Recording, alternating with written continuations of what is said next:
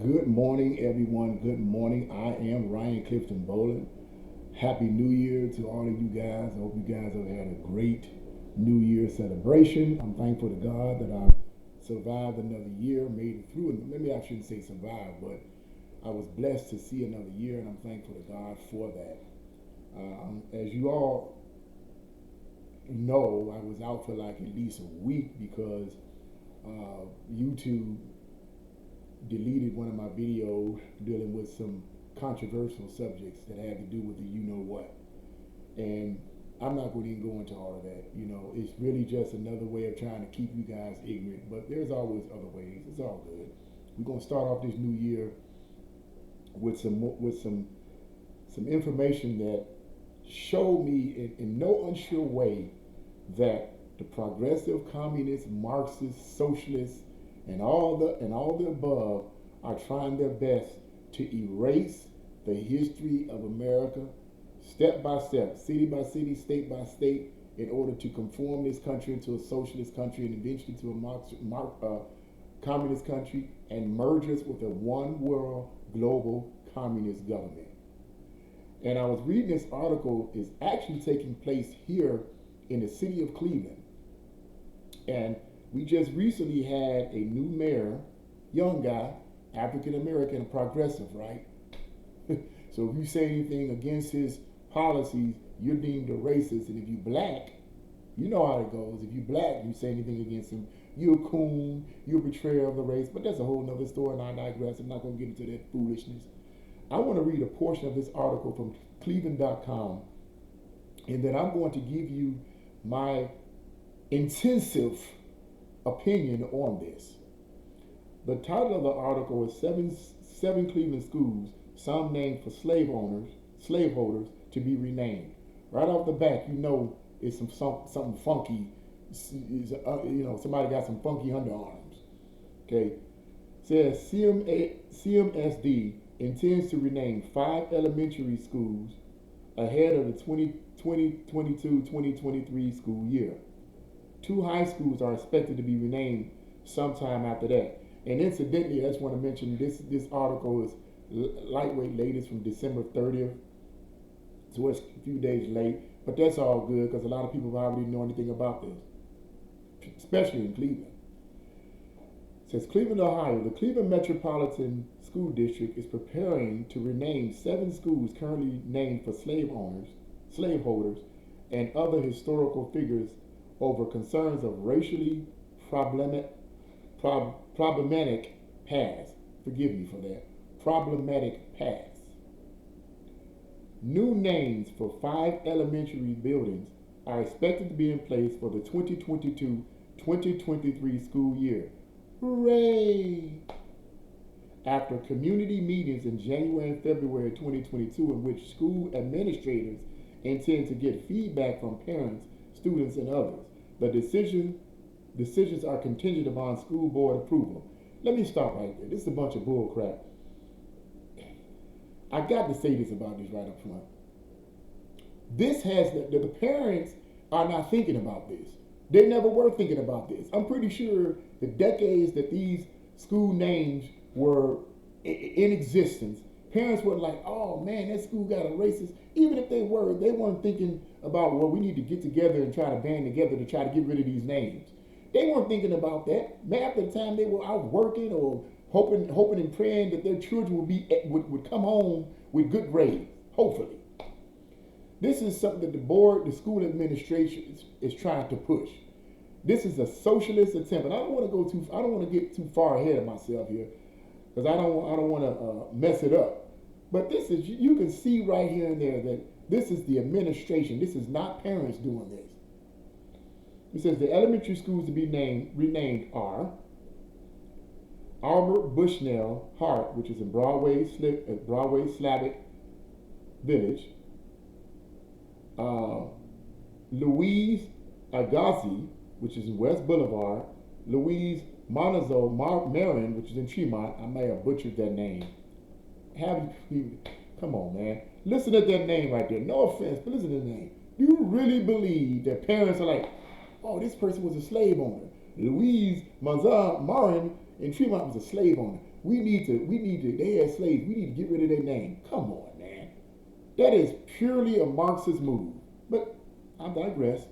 Patrick Henry in Glenville and Thomas Jefferson Preschool, Pre-K to 12 International Newcomers Academy. 2 additional high schools are expected to be renamed sometime in the future, but CMSD officials who spoke to Cleveland.com and the Plain Dealer weren't yet able to provide a timeline. Oh, really? They are John Marshall in the Jefferson neighborhood and James Ford Rose in the Old Brooklyn neighborhood. CMSD kicked off the renaming process earlier this year as part of the national reckoning. Get this now. Let me say that again. Read that again. CMSD kicked off the renaming process earlier this year as part of the national reckoning over racial injustice sparked by the 2020 death of George Floyd. Oh my goodness. So you see right then and there, this has nothing to do with really bringing equality. This is a Marxist move. This is the Marxist, communist, socialist, perfect opportunity to use this to reshape America, as far as I'm concerned. Come on, man. All this time that these names have been in place for decades and decades, and you want to use that as a springboard to change the names of the schools? Are you serious? Come on. I can see right through that. He says, it goes on to continue. School officials were also spurred by 2 resolutions passed by Cleveland City Council in 2020 urging CMSD to change the names. The effort was spearheaded by Councilman Kevin Conwell, whose ward includes Patrick Henry, and backed by Councilman Brian Money, whose ward includes Louise Adjezes. Now I'm going to try to find this part that I want to read real quick for you guys. Hold on one second. Here's the words of one of the officials by the name of Conwell.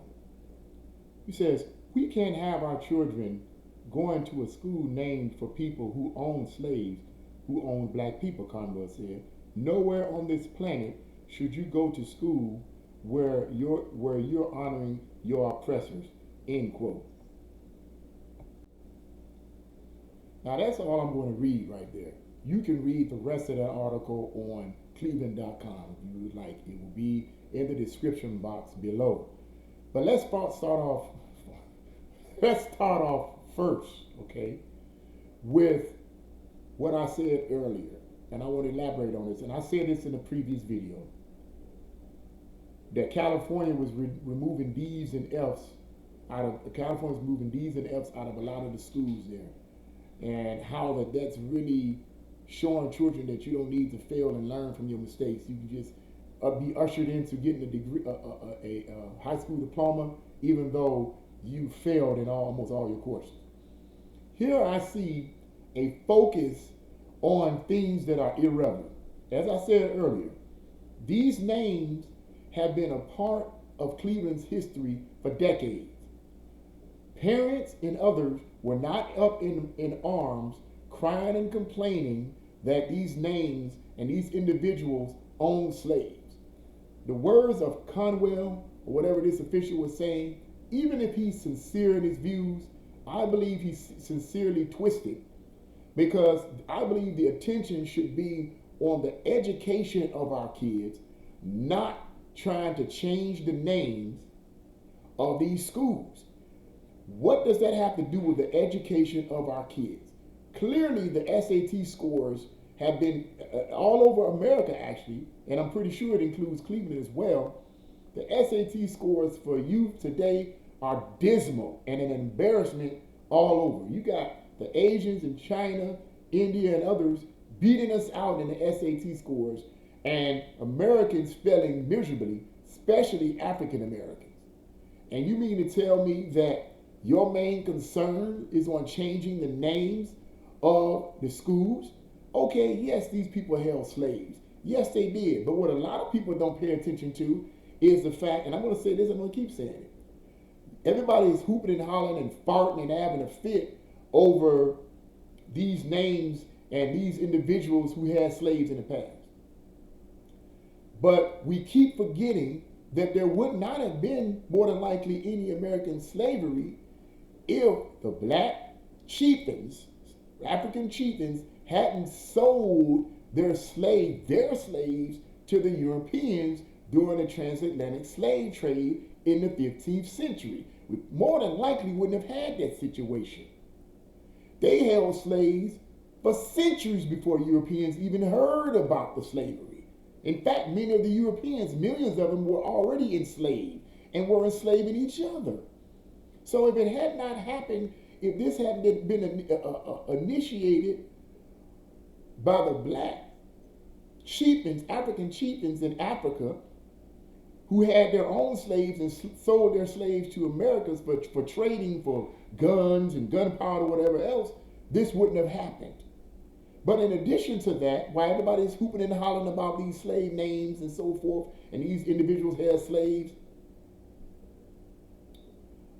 did you not know, and even though this is a small number, it still was true, that there were black slave owners during slavery here in America. In fact, there were thousands of them. Not nearly as many as there were their white counterparts, but the fact that there were black slave owners, one particular black slave owner had over 100 slaves. Over 100 of them. And he was black as any of us black people are. So you had blacks, and what about them? You know? And it's crazy. So what I'm seeing here is a divisive move by either communist insurgents, Marxist insurgents, or socialists. But it's more than likely a move of progressives, democratic progressives, who call themselves progressing or moving us towards more positive things. But what I see is not a move towards more positive things. What I see is more division being stirred up. Now that you're doing this, black kids going to be thinking, man, you know, oh man, that's horrible. Now they got that in the back of their heads. Now they're going to be going to school agitated that John Jefferson or whoever else had slaves. Oh man, I don't want to be in that school. I don't want to be in that school because it's named after a slave owner. Well, what about learning math and history and science and things you're supposed to be learning? Who cares? I didn't care when I was going. I didn't care because I wasn't thinking about that. I wasn't thinking about school. All I was thinking about was movies and drawing and writing. That's what I was thinking about. That's a whole nother story. But the point is, school is supposed to be a place of learning. The focus should be on teaching these kids science, math, history, art, and all these things, and building their SAT scores up so that they can compete with other foreigners that are coming here and blowing us out of the box. They're beating us out, folks. People with the highest SAT scores, kids with the highest SAT scores, guess what? They get the best jobs. Do you not know the Asians, the Chinese are making more money than white people in America? Did you know that? They're making more money than white people in America. Now somebody said, well, so now let me say this. If the Asians are making more money than whites and blacks, can you say that's systemic racism? Who's doing the discrimination? An Asian in the office? No, it's because they spend time studying where blacks and others spend time after they get out of school.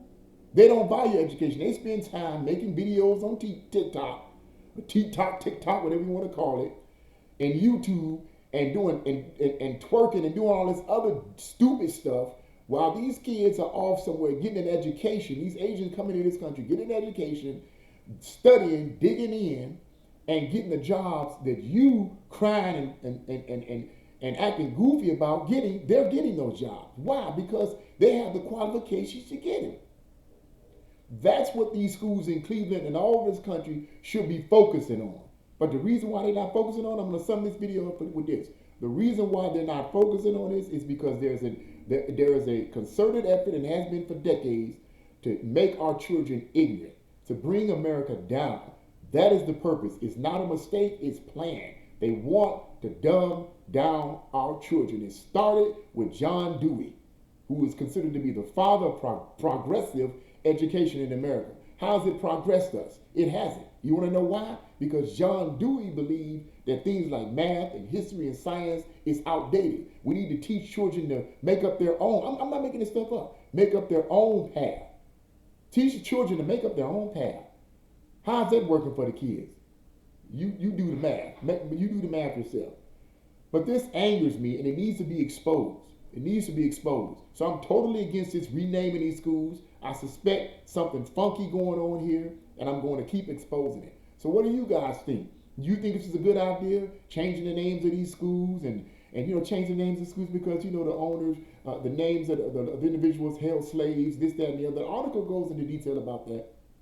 You think that's a good idea, or do you smell a rat, a dead rat? I smell a dead rat. So what do you guys think? Leave your comments in the comment section below. If you like this video, press the like button, share this video, and subscribe. God bless you all, and see you again.